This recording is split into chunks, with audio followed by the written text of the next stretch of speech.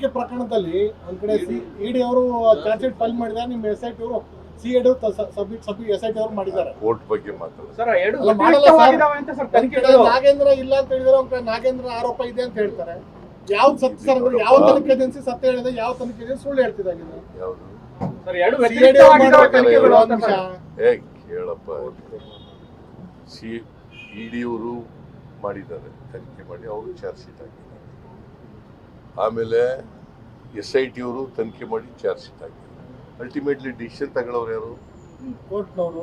ಕೋರ್ಟ್ನವ್ರು. ಅವ್ರು ಏನ್ ತಗೋತಾರೆ ನೋಡೋಣ. ಹಂಗ ನಿಮ್ ತನಿಖೆ ಏಜೆನ್ಸಿ ತನಿಖೆ ಮಾಡೋರು ಸುಳ್ಳು ಅಂತಾರ, ಇಡಿ ಅವ್ರು ತನಿಖೆ ಮಾಡೋದು ಹಂಗಿದ್ರೆ ನಾಗೇಂದ್ರ ಕಿಂಗ್ ಪಿನ್ ಅಂತ ಅವ್ರು ಹೇಳ್ತಾರೆ, ಏಜೆನ್ಸಿ ಅವರು ಈ ಲಾಯರೇನೆ, ಈ ಲಾಯರ ನಾನ್ ಲಾಯರ್ ಅಲ್ಲ ಸರ್. ಮತ್ತೆ ಅಲ್ಲ, ತನಿಖೆ ಕೇಳಪ್ಪ, ವರದಿಲಿ ಇಲ್ಲಿ ಕೇಳ್ರಿ, ಇಲ್ಲಿ ಕೇಳಿ. ಸುಮ್ಮನೆ ಮಾತಾಡೋದು ಕೇಳಿ. ಏಳ ಗಂಟೆ ಕೇಳಬೇಕು. ಕೋರ್ಟ್ನಲ್ಲಿ ಸಾಬೀತಾಗುತ್ತೆ ಇಲ್ವೋ ಅಂತ ಅಲಿಗೇಷನ್ ಎವಿಡೆನ್ಸ್ ಕಲೆಕ್ಟ್ ಮಾಡಿದ್ದಾರೆ. ಇನ್ವೆಸ್ಟಿಗೇಷನ್ ಅಂದ್ರೆ ಎಲಿಗೇಷನ್ ಈ ಎವಿಡೆನ್ಸ್ ಕಲೆಕ್ಟ್ ಮಾಡಿದ್ದಾರೆ, ಚಾರ್ಜ್ ಶೀಟ್ ಹಾಕಿದ್ದಾರೆ. ಅದು ಸರಿನೋ ತಪ್ಪು ಅಂತ ಹೇಳೋರು ಯಾರು? ಕೋರ್ಟ್ನವರು. ಮತ್ತೆ ಅದು ಹೇಳಕ್ಕೂ ಮುಂಚೆ investigation, it is investigation subject to proof. ಹೌದು.